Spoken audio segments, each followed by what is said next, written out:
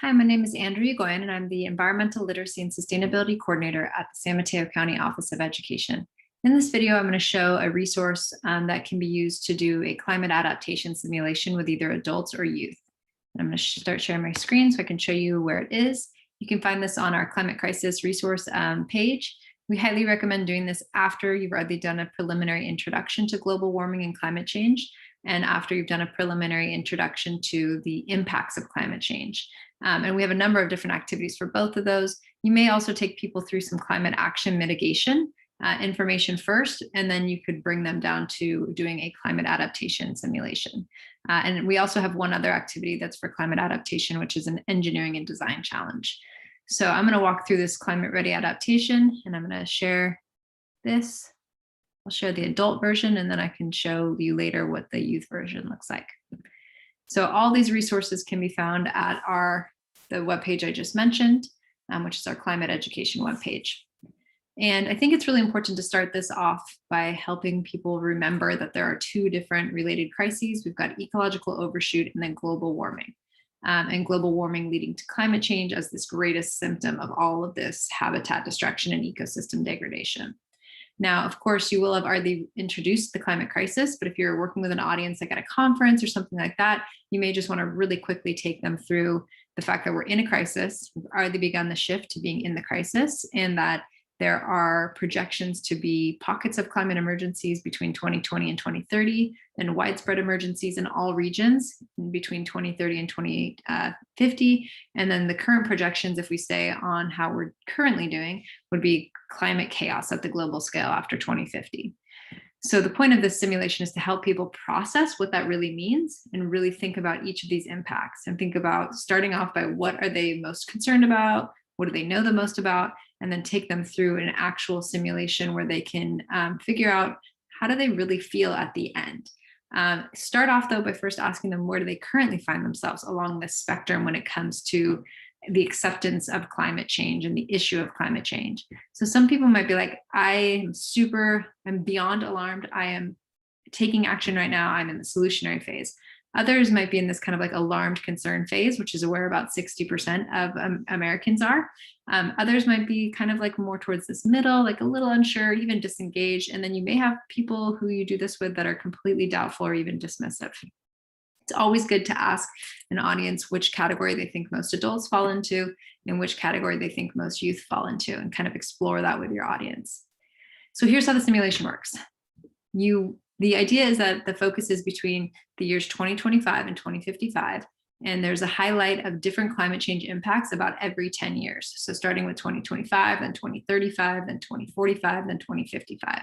And each time you do a round, participants will receive a global narrative where they see big picture trends for things like population growth, agriculture, migration, and extinction.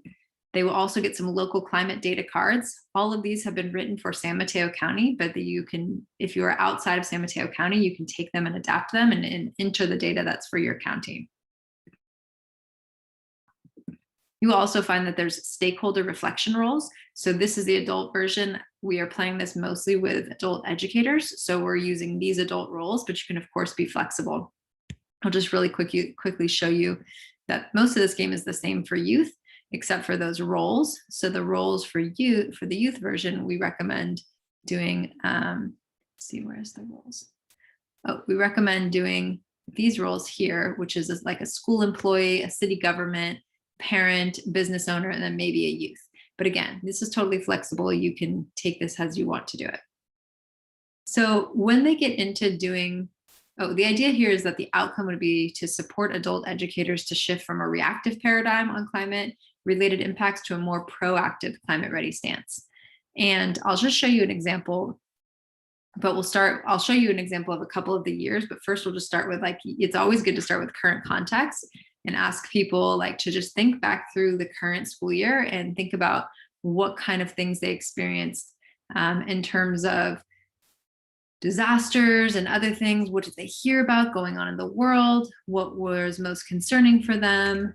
And really think about how they can How did it feel to experience the operations and programs at the school? Of course, everybody's now been through the COVID-19 crisis, so people are really going to understand the concept of crisis, and it is why we also highly recommend making sure you use trauma-informed activities to do this, because for a lot of people, they are very heightened right now because of the COVID-19 crisis.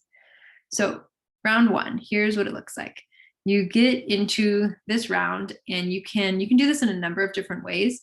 We have the folder set up, so if you're playing it in person, you can actually have these little template cards where where people are sitting at a table, and they would open up a folder or an envelope that has just the data for 2025. And then they would get just the sea level rise data for 2025, and they would get, just the other indicators as well. You can also play this where you have people just open up this document, and they'll see everything all together. So they'll get their background context. So they'll read a little bit about what's going on in that global context in terms of population growth, in terms of security threats, in terms of immigration, in terms of mass species extinction, and what's going on with the global food supply.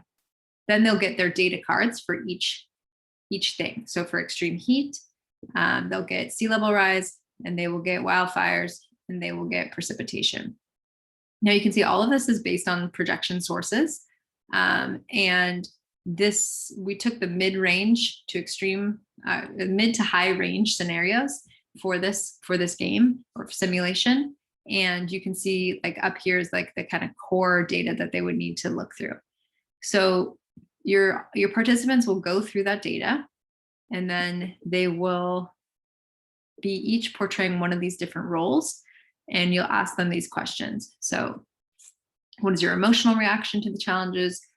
Then, because in this simulation for adults, they're pretending that they're different adults within the education system. So you want them to think through what's happening in the curriculum, what's happening in the campus, what's happening in our community and culture. And then on a scale of 1 to 10, what's their sense of urgency? Now, if you're playing this in the youth version, the questions are going to be a little bit different.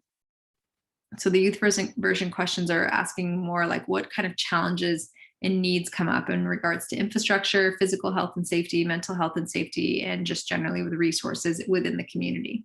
So again, you can be flexible. You can kind of adapt this however you want to do. You could have the youth questions for playing with adults. It's just up to you. So they go through 2025, process that in small groups. They all talk in their small groups about this, come back, discuss as a whole group, and then send them right into 2035. So we say we jump forward 10 years. They're going to do the same thing. They're going to look at the 2035 data, and they're going to process that global narrative first, and then they'll look at each of the different indicator cards. And you can see it's jumping up, right? We're a decade ahead, so we have more extreme heat days. We have more sea level rise, and it'll just go from there. Now, 2045 is very much the same. In 2055, we highly recommend kind of pausing, because remember that the projection said global chaos at this point. So it is really overwhelming when you look at the 2055 projections, should we remain on where we're currently at. So what we ask our participants to think about is, what would it look like if we took action today during this decade of action? How would the narrative be different in 2055? So it gives people a chance to really think through, well, we have this opportunity to mitigate. So again, back to those mitigation resources before, they can have a good conversation around, if we mitigated, how could we slow down these effects? If we don't, then you can have them open up the 2055 document and just get a sense of how severe it's projected to be in their county.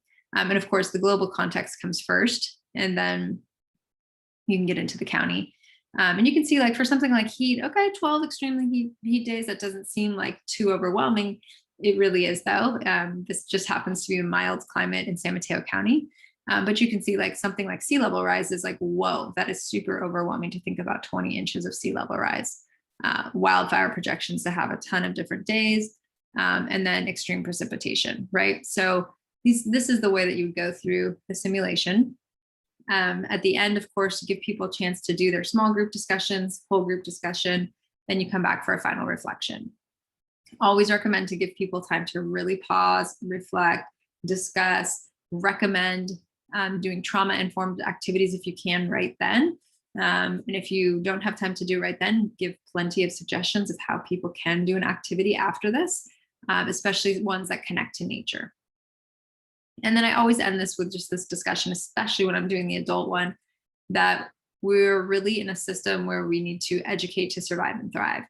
And we have to move towards a scenario where we have children being a part of the solution, but adults being a part of the solution. We can't just leave it to our children to save the world. It's really adamant. It's really important that adults who are in power right now are making the right decisions. And so children need you to be a solutionary too.